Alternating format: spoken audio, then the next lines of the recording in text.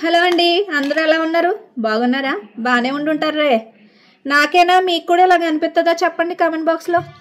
పొద్దున్నే లేస్తామా, పొద్దున్నే లేచి 9 టిఫిన్లు పెట్టేస్తాం. మా పిల్లకాయలకి మా ఆయన గారికి పెట్టేసిన తర్వాత ఎంత పెట్టండి, 9కి పెట్టండి, 10ంటికి పెట్టండి టిఫిన్. భోజనం మాత్రం మధ్యాహ్నం నాకు 12:30 భోజనం పెట్టేయాలి నువ్వు అని చెప్పి అంటారు.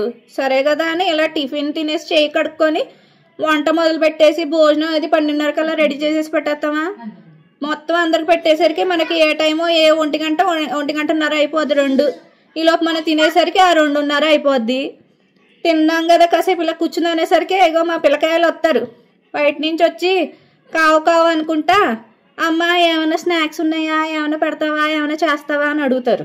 సరే కదా చిప్స్ బిస్కెట్స్ ఏమైనా పెట్టామనుకోండి, మా ఆయన గారు పిల్లలకి చెత్త అంతా పెట్టకు, హెల్దీ ఫుడ్ పెట్టు, కడుపు పాడైపోద్ది అని అంటారు పక్క నుంచి. వాళ్ళకే చెప్పడం ఈజీయే, చేసే వాళ్ళకి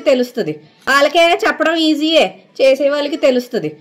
సరే హెల్దీ ఫుడ్ కదా చేసేద్దామని అనుకొని స్టార్ట్ చేస్తామా. మళ్ళీ ఒక్కొక్కరికి ఒక్కొక్క రిక్వైర్మెంట్.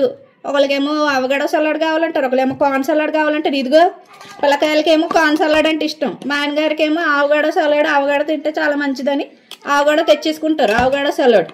ఇలా తినేసి ఆ ప్లేట్లు అక్కడ పెట్టి కడిగేలోపే మళ్ళీ డిన్నర్ టైం అయిపోద్ది. మళ్ళీ డిన్నర్ టైంకి భోజనాలు పెట్టి వాళ్ళకి సర్ది అయ్యేసరికి రోజంతా గడిచిపోతుంది. ఏంటో బాబా, మా ఆయనకన్నాను ఈ వంటగదితోనే ఎక్కువ కాపురం చేస్తున్నట్టుంది.